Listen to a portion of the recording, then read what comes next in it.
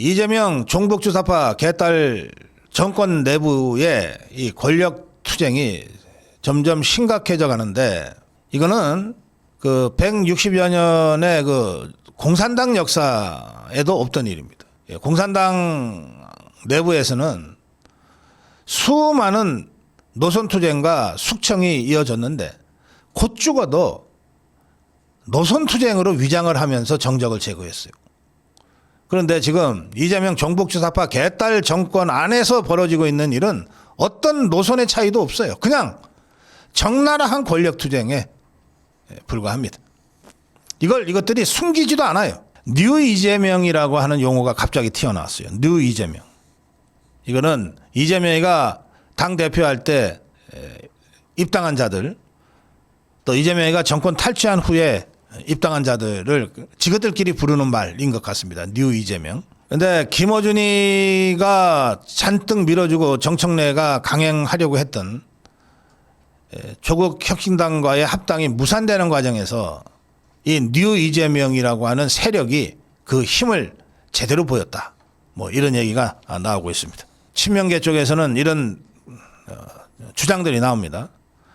이제 더불어민주당의 주류 세력은 친문에서 친명으로 바뀌고 있다. 그 선봉에 뉴 이재명이 있다. 김어준의 상황 정치도 끝낼 때가 됐다. 실제 김어준이 유튜브는 구독자가 한 3만 명 정도 줄었다고 합니다. 요 며칠 사이에. 또 이 뉴 이재명으로 자처하는, 이제 개딸이라는 말을 버리고 뉴 이재명이라고 부르는 모양이에요. 이 자들은 지금 이재명 없는 민주당은 X판이다. 뭐 이런 식으로 민주당을 집중적으로 성토하고 있다고 합니다. 그런데 정청래 쪽에서는 뉴 이재명이 무슨 뉴야. 당권 탈환하기 위해서 비당권파들이 권력 투쟁하는 거지 라고 아주 혹평하고 있어요. 이런 상황을 보면 이른바 친명계와 친청계, 뭐 친청계가 뭐 따로 있게 하겠습니까만 어쨌든 김어준계, 친명계, 김어준계, 친문계, 뭐 친청계 이런 것들이 다 합쳐져서 싸움 박질을 하고 있는데 이게 돌이킬 수 없는 수준까지 갔다. 그래서 저 더불어민주당 안에서는 야 이거 이러다가 완전히 단절까지 가지 않을까 하고 걱정들을 하고 있다는 겁니다. 그리고 이 김어준 쪽에서는 뉴 이재명을 뉴 수박, 신천지 세력, 극우 프락치, 뭐 온갖 동원할 수 있는 모든 이 욕설들을 동원해서 공격을 하고 있다 그럽니다. 네, 이런 중에 그 지금 친명 핵심으로 이재명 핵심 똘마니로 활동하고 있는 이 언주가 우리 쪽에 잠깐 왔다가 다시 돌아갔잖아요. 우리 쪽에 왔을 때 고성국 TV에 나왔던 적이 있는데 그것까지 문제를 삼으면서 파묘 운동도 하고 있다 그럽니다. 반면에 친명계 쪽에서는 윤석열을 키워준 것이 문재인이다. 문재인과 조국의 무능한 정책에 치가 떨리는 사람들이 바로 뉴 이재명이다.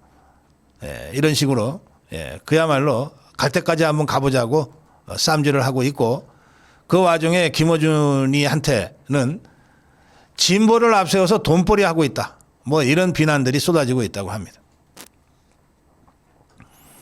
제가 이 상황을 쭉 보면 이거는요, 이른바 100여 년 넘는 좌파 공산당 역사에서 늘 있었던 노선 투쟁이 아닙니다. 아예 무슨 대명분, 무슨 노선 이런 것도 내세울 주제도 못 되는 것들이 그야말로 적나라한 권력 투쟁을 하고 있는 상황입니다. 권력 투쟁의 끝은 어느 한쪽이 권력을 독점하고 다른 쪽을 다 숙청하는 거죠. 그 이재명이가 지난 총선 때 당권 잡고서 대대적으로 반명, 비명 숙청했듯이 숙청하는 겁니다. 저는 더불어민주당 당명을 보면 피냄새가 납니다. 이런 상황에서 송영길이가 무죄가 나왔잖아요. 이자가 이재명이한테 빌려줬던 지역구를 되찾겠다고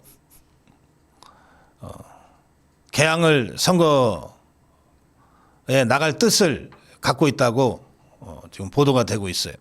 근데 거기는 이재명이가 진짜 가신 중에 하나인 김남준이라는 대변인을 출마시키려고 한다는 얘기가 그동안 쭉 있었잖아요. 그러니까 여기도 전면적인 명청 대 반청, 친명 대 친청. 그러니까 명청 대전이 전개될 가능성이 매우 높은 그런 지역입니다. 또 조혁당은 경기 평택을 전라북도 군산 김제 부안갑, 이거 민주당 국회의원이 잘못해서 보궐선거 치러지는 거잖아. 너네 후보 내지 마. 라고 압박에 나섰어요. 민주당이 후보 안 내면 지것들이 먹을 줄 알고 아마 이렇게 압박을 시작한 것 같습니다. 더불어민주당 모든 언론이 이렇게 보도를 하면서도 이거를 국민의힘처럼 보도 안 해요. 국민의힘은 아무것도 아닌 것도 내분이다, 내홍이다, 뭐 적전분열이다 이러면서 대단한 무슨 분열이 있는 것처럼 이렇게 오염시켜서 보도를 하는 반면에 이렇게 심각한 권력투쟁이 곳곳에서 벌어지고 있는데도 여기다가 내분이다, 내홍이다 이렇게 붙이질 않아요. 그냥 사실보도처럼만 하고 있습니다. 진짜 분열하고 내홍을 겪고 있는 것은 더불어민주당 좌파들입니다. 지금 우리 국민의힘은 자유파는 장동혁 지도부 중심으로 전열을 정비하고 단일 대우를 구축하고 있는 중입니다. 네, 이진숙 위원장이 대구시장 출마를 공식화하면서 지난해 10월 1일에 제기한 방미통일 설치법 가처분 신청과 헌법소원 중에서 가처분 신청을 철회했다고 밝혔습니다. 또 이진숙 위원장은 출마 선언과 함께 위풍당당 이진숙이라는 유튜브 채널을 개설했습니다. 지금 찾아서 좀 올려주세요. 위풍당당 이진숙. 이게 이진숙 위원장이 개설한 유튜브 채널입니다. 지금 저희들이 댓글창으로 올려드릴 테고요. 유튜브에서 그냥 이진숙 치시거나 위풍당당 이진숙을 치시면 바로 가실 수가 있어요. 가셔서 구독 우선 눌러주시고요. 그리고 멋진 댓글로 이진숙 위원장 응원해 주시면 좋겠습니다. 이진숙 위원장은 기자간담회에서 윤어게인에 대한 질문이 나오자 윤어게인을 어떻게 정의하느냐에 따라서 평가도 다르게 나오고 많은 목소리가 있지만 나는 윤어게인은 입법부 권한 남용에 대한 국민적 저항이고 공정한 재판을 요구하는 시민의 목소리가 윤어게인으로 응집되어 있다고 생각한다. 저는 그 윤어게인을 주장하는 분들 다 애국 시민이라고 생각한다. 그러면서 가처분은 더 이상 실효성이 없을 것 같아서 철회했다. 그러나 이 방미통일 설치가 갖고 있는 위헌성에 대해서는 앞으로도 계속 헌법재판소를 통해서 주장해 나가겠다. 이런 입장을 밝혔습니다. 또 극우 또는 강성 지지층들의 지지를 받고 있지 않냐고 하는 기자의 질문이 나오자 극우요? 극우가 어디 적혀 있습니까? 전 대한민국에는 극우가 없다고 생각합니다. 기자분들께서도 잘 아시는 대로 누가 폭력을 선동하거나 폭력을 사용한 적이 있습니까? 저는 폭력을 사용한 적 없어요. 강성 지지자들은 있을지 몰라도 대한민국에 극우는 없다고 생각합니다. 이렇게 답변했습니다. 또 대구시장이 아니라 국회의원이 돼서 더 싸워야 되지 않냐 이런 의견들이 많이 있었고 또 그걸 기자가 질문을 하자 그러면서 대구시장 출마해서 국회의원 출마로 바꿀 가능성이 있냐 이런 질문이 나오자 아예 없다고 말씀드리겠다. 저는 230만 대구 시민이 더 잘 살 수 있는 특히 청년이 대한민국의 희망이 되는 그런 대구로 만들 것이다. 이라 하면서 기자간담회를 마쳤는데 이 출마 선언을 보면 이런 대목이 있습니다. 대구는 대한민국을 주도하는 대한민국을 이끌어가는 도시였습니다. 저는 그 정신이 대구를 자유우파의 성지로 만든 힘이라고 믿습니다.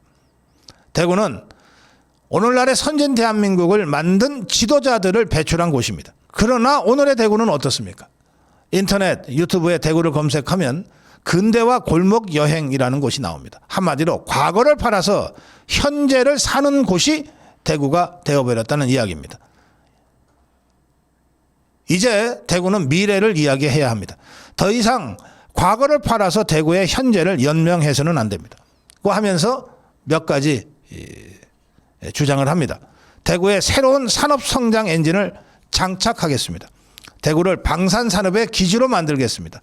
대구를 청년이 떠나는 도시가 아니라 전국과 세계에서 유학을 오는 도시로 만들겠습니다. 대구는 지난 30년 동안 지역 총생산 꼴찌를 면치 못하고 있습니다.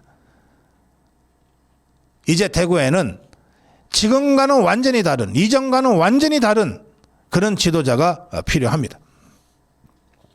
그러면서 대구에 대한 저의 계획은 갑작스럽게 만들어진 것이 아닙니다.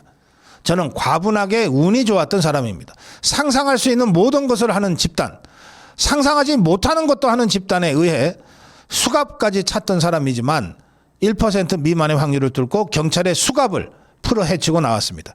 2차례 전쟁 현장에 있었지만 폭우처럼 쏟아지던 공습을 뚫고 살아나왔습니다. 아마 대구를 꼴찌에서 탈출시키라는 미션을 저에게 맡기기 위해 지금까지 저를 살려둔 것 아닌가 생각합니다.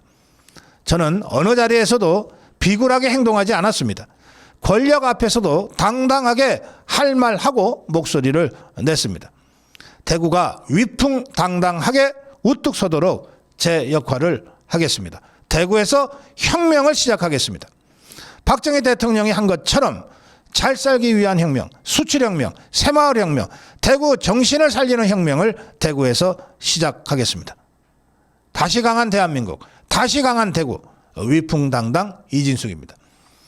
이 출마선언문의 면면에서도 이진숙 위원장의 그 결연한 의지를 여러분들이 다시 확인하실 수 있을 겁니다.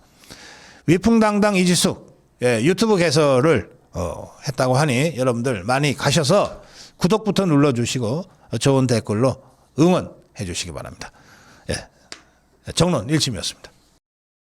네, 제가 조금 전에 위풍당당 이진숙입니다. 그 유튜브 구독을 말씀드렸더니 900명이었던 구독자가 바로 1000명이 넘어갔다고 하는데 여러분 1000명으로 만족할 수 있습니까?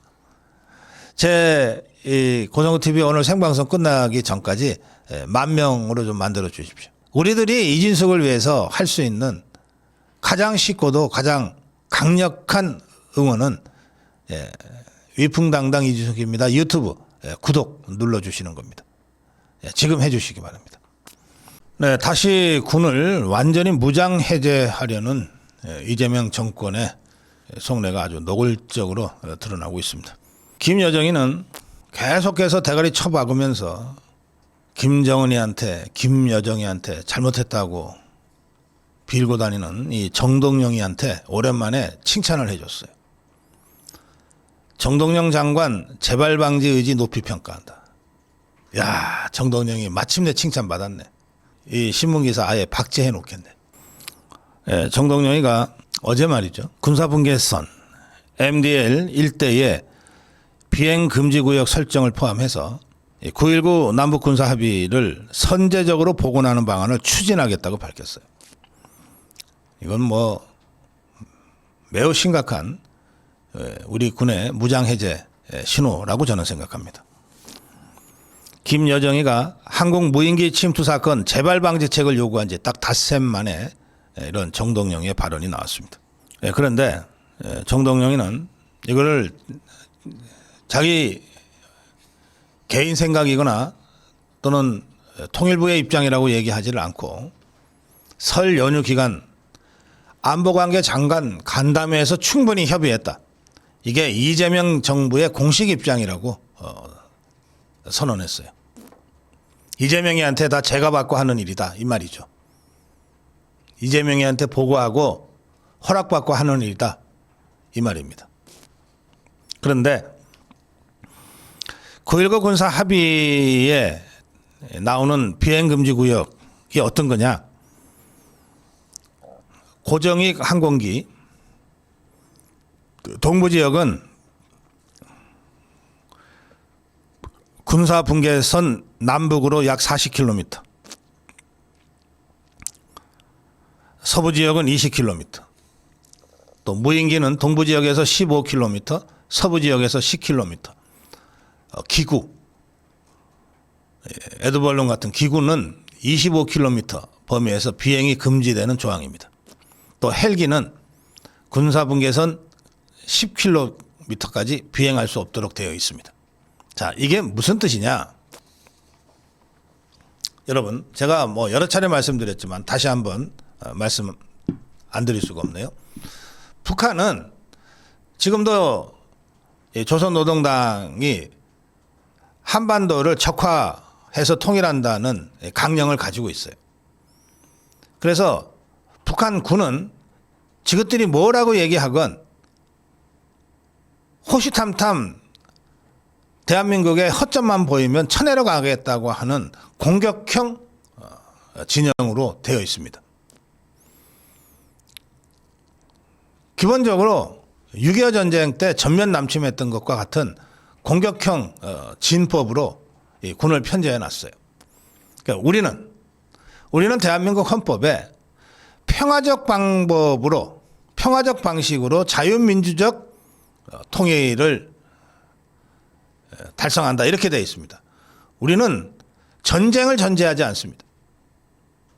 따라서 우리 군의 편제는 기본적으로 6.25 때와 같이 북한이 기습적으로 전면 남침을 하거나 국지전을 도발할 때 이것에 어떻게 대응하고 방어할 것인가라고 하는 방어형 편제로 되어 있습니다.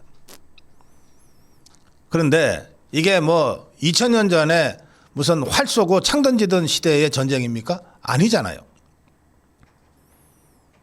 수많은 미사일과 장사정포가 우리를 겨누고 있고 폭격기를 대체하는 이 무인 드론들이 전장을 주름잡고 있는 이 시대 아닙니까? 더구나 우리는 수도인 서울이 군사분계선으로부터 불과 몇십 킬로 아래에 있어요. 그래서 저 북한 공산당들이 시도 때도 없이 서울을 불바다로 만들 수 있다고 협박해 오지 않았습니까? 자, 이런 상태입니다. 자, 그런 상태에서 저 뒷골목의 길거리 싸움에서도 선빵이라고 하는 게 있는데 우리는 기본적으로 북한에 대해서 선제 공격을 할 생각이 전혀 없어요. 그런 적도 없어요. 늘 선빵은, 선제 공격은 북한의 몫이었어요. 6.25 전쟁에 그랬고 여러 수십만 건의 군사 도발이 다 그랬단 말이에요. 그러면 방어형 편제를 갖고 있는 우리 군 입장에서 제일 중요한 게 뭐겠습니까? 북한이 우리를 공격할 징후, 조짐을 사전에 포착하는 겁니다. 5분 먼저 포착하면 수천 명의 우리 국민을 구할 수 있고 10분 먼저 포착하면 수만 명을 구할 수 있고 20분 먼저 포착하면 수십만 명을 구할 수 있는 거예요. 그런데 이걸 무슨 수로 합니까? 세 가지 방법이 있어요. 우리가 구사하고 있는 이른바 정보 자산이라고 하는 게 세 가지 방법이에요. 첫째는 미국이 갖고 있는 군사위성, 정찰위성, 일본이 갖고 있는 고도의 감청 기술, 이런 걸 가지고서 장거리에서 북한군의 동태를 면밀히 감시하는 겁니다. 둘째는 우리 군이 군사 분계선 인근에서 계속해서 경계 활동을 하면서 군사 분계선 바로 북쪽에 있는 북한군의 행태와 동태를 살피는 거예요. 세 번째가 휴민트. 김정은이 주위에 우리가 만약에 뭐 파견을 했거나 또는 포섭을 한 그 사람들이 있다면 그들로부터 정보 정찰 자산이나 우리의 이 정보 능력으로는 얻을 수 없는 김정은 집단의 내밀한 정보를 얻어내는 거죠. 이 세 가지를 크로스 체킹을 하면 어느 정도 북한의 사전 군사 동태를 정확하게 예측하고 파악할 수가 있어요. 이거를 1시간 전에 하면, 예를 들어서 1시간 전에 하면 공격받기 전에 우리가 먼저 참수작전을 시행할 수도 있습니다. 30분 전에 하면 우리의 피해를 최소화할 수 있도록 방어할 수가 있어요. 그런데 5분 전에 하면 엄청난 피해를 감수하고 반격을 준비하는 수밖에 없습니다. 이걸 하는 게 고정익 항공기고 무인기고 헬기고 풍선이에요. 이거를 못하게 만드는 거예요. 9.19 군사합의라고 하는 거는. 공격의 타이밍, 언제, 뭐 새벽 4시에 한다, 일요일 날 한다, 어디서부터 한다, 이거는 먼저 선빵을 날리는, 먼저 선제 공격을 하는 북한한테 전적으로 이 이니시어티브가 주어져 있어요. 우리는 언제 남침할지 모르는, 언제 도발할지 모르는 그 북한의 공격에 모든 가능성을 다 가지고 대비해야 되는 거예요. 그때 핵심이 얼마나 먼저 북한의 동태를 파악하고 공격 징후를 포착하느냐입니다. 이걸 못하게 하겠다는 겁니다. 지금 9.19 군사합의의 이 부분은 이걸 못하게 하겠다는 거예요. 우리 군을 장님으로 만들겠다는 거예요. 이걸 다시 복원하겠다는 것이 정동영이의 어제 선언이었어요. 이번 조치가 실행되면 군단급 이하의 정찰 무인기 활동이 모두 묶입니다. 소형 멀티콥터형 무인기 훈련조차 할 수 없게 됩니다. 2018년에 문재인이가 9.19 군사합의를 북한에 갖다 바쳤는데, 그때 당시에 문재인 똘마니들이 뭐라고 설명했냐면, 고고도 정찰기 등을 활용하면 대북 감시 대응 체계에 문제가 없다, 이런 취지로 설명을 했지만, 바로 그 다음해인 2019년에 합참이 문재인 정권에 있던 합참입니다. 국회에서 이렇게 보고했어요. 9.19 군사 합의로 인해 우리 무인기의 대북 표적 식별 능력이 44% 떨어졌다. 9.19 군사 합의 전에는 전방의 군단이 사용하던 무인기로 서울을 겨냥한, 수도권을 겨냥한 북한의 장사정포 등 713개 표적을 식별했는데, 9.19 군사 합의 이후에는 그 표적 중에 399개 표적만 식별할 수 있게 됐다. 정동영이가 다시 복원하겠다고 하는 게 바로 이런 겁니다. 국회 국방위원회는 국민의힘의 성일종이 위원장을 맡고 있습니다. 성일종은 북한에 대한 무인기 침투를 법으로 금지하겠다는 이 정동영의 발표를 비판하면서 사실상의 주권국가 포기 선언이고 자주국방 포기 선언이다, 강력하게 항변했습니다. 오늘 정동영의 발표는 국회 국방위원장으로서 참으로 경악을 금할 수 없는 것들이다. 군사작전을 법으로 못하게 만드는 나라가 지구상에 어디 있느냐. 우리는 주권국가다. 적국의 눈치를 보느라 군사작전도 법으로 못하게 만드는 게 주권국가에서 있을 수 있는 일이냐. 군사작전은 특수성이 있어서 정치인들이 마음대로 법으로 하라 마라 할 일이 아니다. 9.19 군사합의 중에 비행금지구역 복원하겠다고 하는데, 그럼 이거 북한하고 합의가 된 거냐? 도대체 국방부 장관은 뭐 하고 있는 것이냐? 왜 이런 군사적으로 매우 중요한 핵심적 전략 사안에 대해서 통일부 장관이 자꾸 뭐라고 그러느냐? 정동영은 즉시 발표 취소하고 사과하라. 박성훈 국민의힘 수석 대변인도 국가의 자존을 스스로 깎아내린 고개 숙인 정부라고 직격했습니다. 김여정의 담화가 나온 지 불과 닷새 만이다.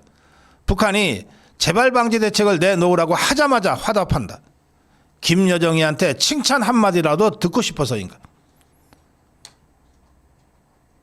이재명의 국정 우선순위가 어디에 있는지 묻지 않을 수 없다. 9.19 군사합의는 북한의 도발로 파기된 합의다. 북한이 깨버린 약속을 왜 우리가 먼저 복원하겠다고 나서는 것이냐. 이것은 평화 의지가 아니라 구걸이다. 관세오구 그 쿠팡인가 호빵인가 그게 제일 핫한디?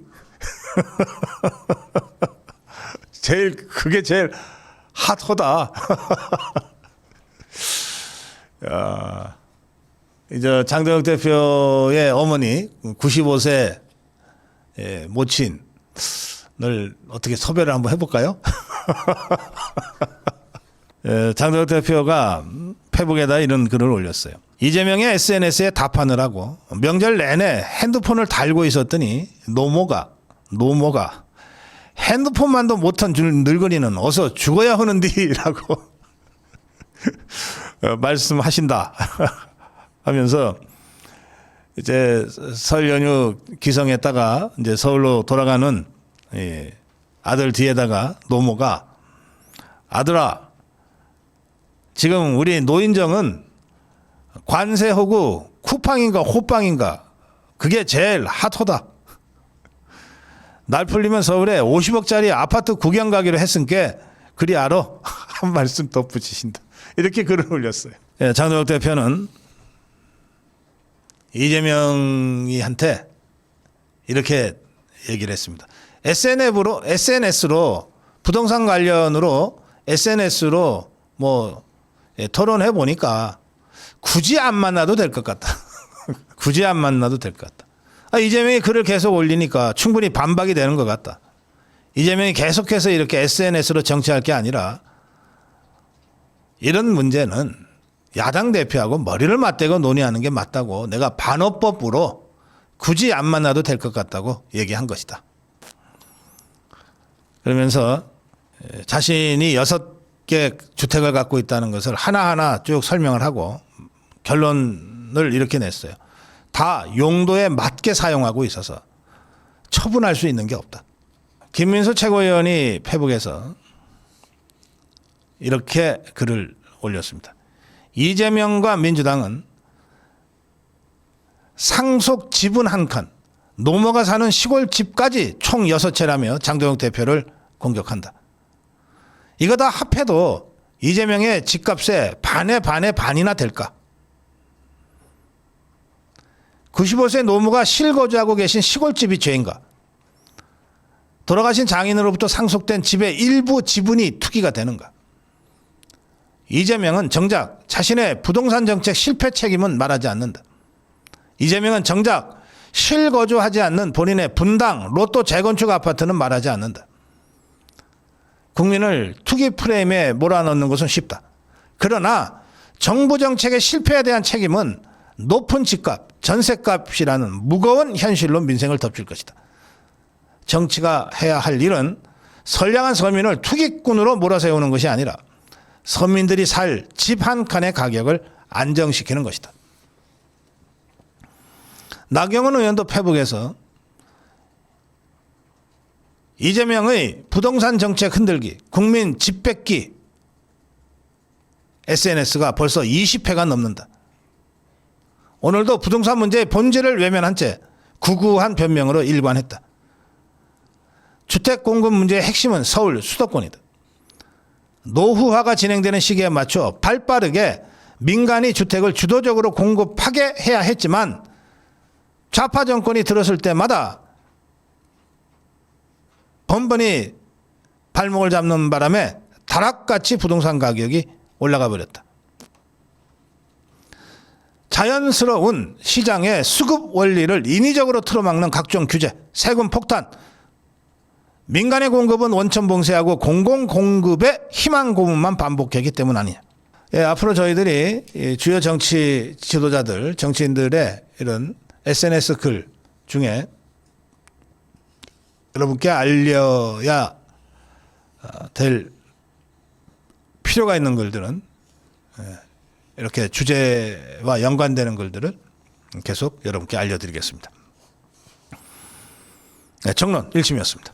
정청래 이자는 윤핵의 사형 선고되길 국민들이 조희대 사법부로 진격하는 일 없어야 라고 1심 판결 전에 마지막까지 사법부를 협박했습니다. 그러면서 사형 메시지를 준비했는데 무기징역이 나오자 사형 메시지를 준비했는데 못 읽게 됐다. 법무부 장관이라는 이 정성호 이자는 실패한 내란이고 초범이고 고령을 이유로 감형을 해준 판단이 과연 국민 법감정에 맞나 이랬습니다. 법무부 장관이라는 자리에 앉아있는 자로서는 절대 해서는 안 될 판결에 대한 심각한 공격이고, 더 나아가서 윤석열 대통령을 사형시켜야 한다는 이 종북 주사파 개딸들의 목소리를 정청래와 함께 소리 높인 자로 역사에 기록될 겁니다. 이런 상황에서 장동혁 대표는 무기징역 선고와 관련된 1심 선고와 관련된 입장을 어제 내지 않았습니다. 오늘 좀 차분하게 정돈된 입장을 발표할 것으로 언론들은 예상하고 있는데, 장동혁 대표의 입장이 나오면 그건 그것대로 제가 월요일 날 논평하겠습니다. 송언석이가 먼저 나섰는데, 송언석이는 헌정질서를 위협하는 어떤 세력 행위와도 단호히 선을 긋겠다. 이른바 전륜 행보를 본격적으로 하겠다는 것으로 언론들은 보도하고 있습니다.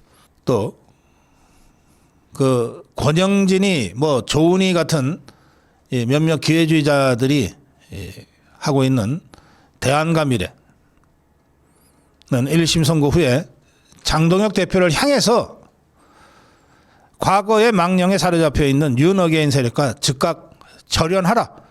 더 이상 모호한 입장으로 국민을 기만하지 말라고 다시 장동혁 대표를 공격하고 나섰습니다. 비상계엄이 내란이라는 사법부의 엄중한 판단 앞에서 아직도 비상계엄을 옹호하고 윤어게인과 부정선거를 외치는 극우 세력과의 잘못된 동행을 하고 있는데, 그것은 보수의 공멸을 부를 뿐이라고 하면서 막판에 당대표 권한으로 배현진 의원에 대한 징계 처분을 취소해달라고 요구했습니다. 갖다 붙일 때가 그렇게 없었나? 김재섭이는 윤어게인이라 불리는 내란 옹호 세력에 기생하며 보수의 가치를 훼손한 정치인들이 있다면서 윤석열이 남긴 반헌법적 정치를 부관 참시해야 한다고 극언을 퍼부었습니다. 한지아는 만약 전륜이 불가능하다면 장동혁 지도부와 우리 당이 절연해야 한다고 떠들어댔고, 정성국은 더는 윤어게인을 외치거나 계엄을 옹호하는 발언이 있어서는 안 된다고 썼어요. 반면에 김민전 의원은 국민주권을 위임받은 대통령에 대한 당시 민주당의 공격은 도대체 무엇이냐. 잇따른 탄핵소추로 정부를 마비시키고 특활비를 영원으로 만들어서 헌법적 권능을 다할 수 없도록 한 것은 국민주권 침해가 아니냐, 이런 주장을 했습니다. 오세훈은 전륜은 피할 수 없는 보수의 길이다. 전륜은 분열이 아니라 골문 상처를 도려내고 세사를 돋게 하기 위한 과정이다.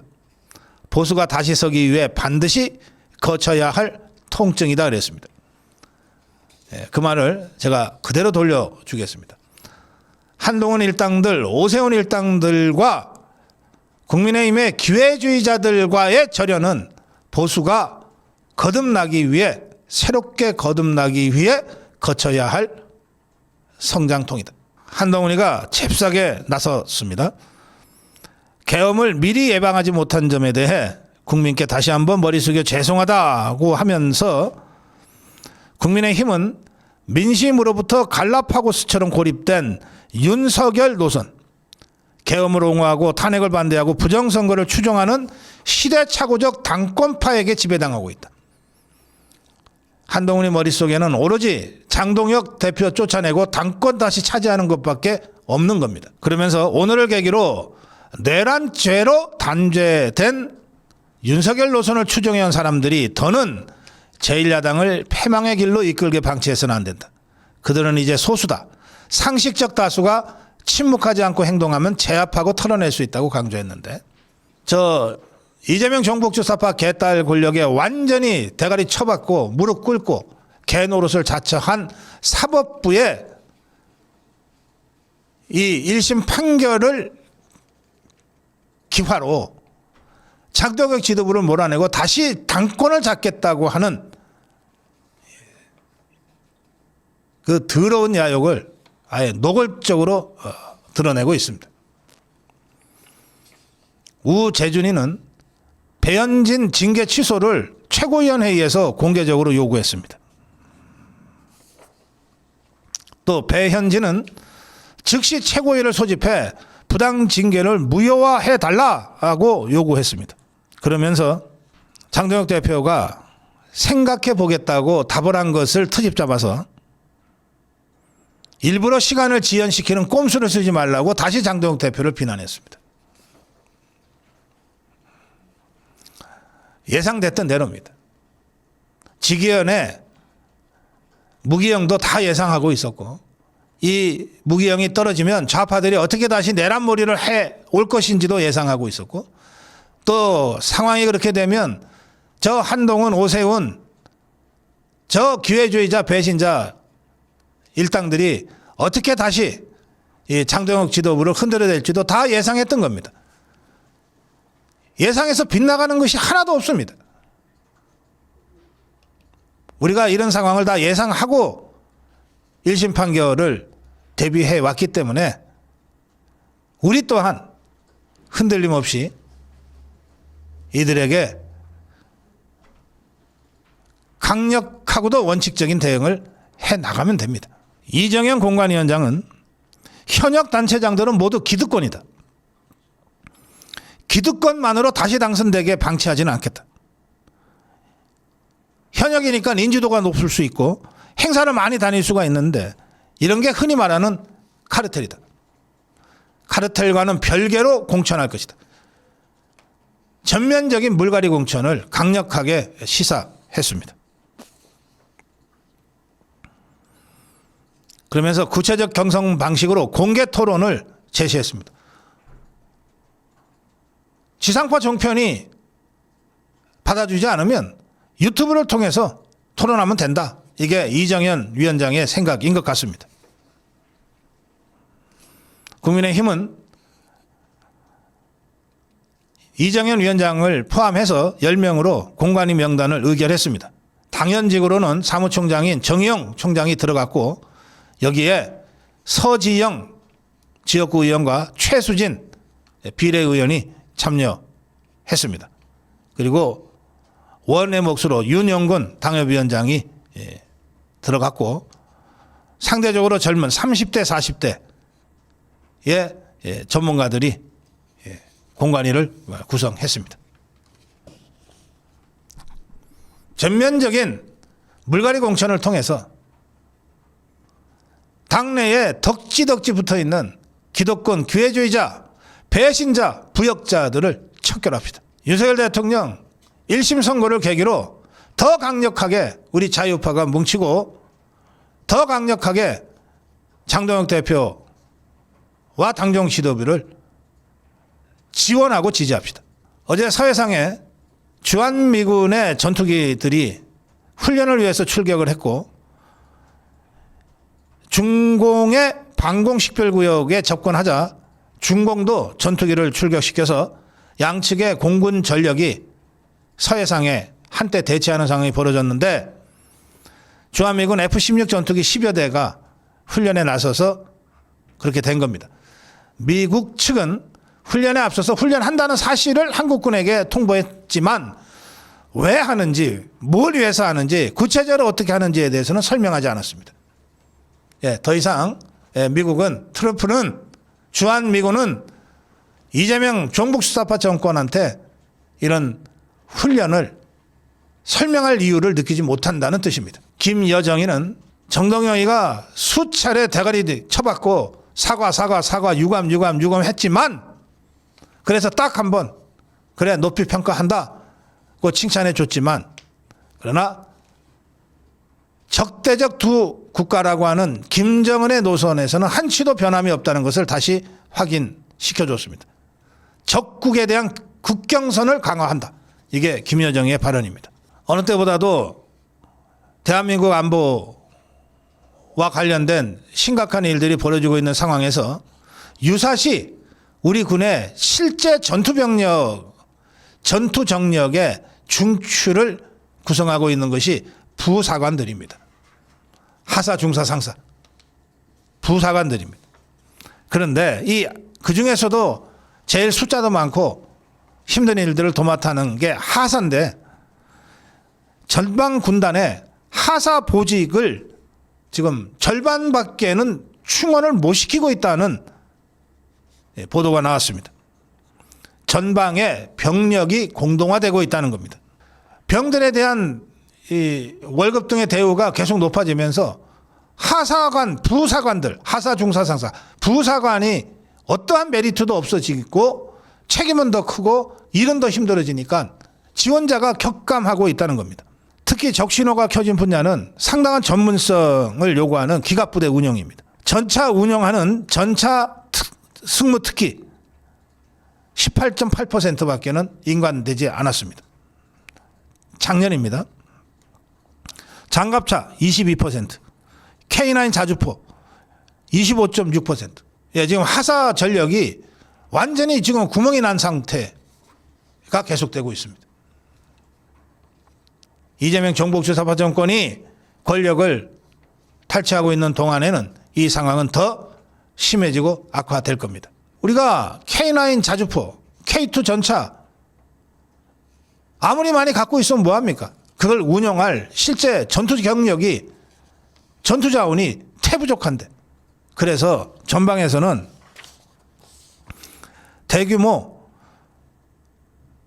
기갑 기동훈련을 하려면 옆에 부대에서 인원을 빌려와서 해야 될 정도라는 겁니다. 전투병과 충원율이 크게 떨어져서 당장 전투가 터지면, 당장 전쟁이 벌어지면 싸울 인력 자체가 부족하다.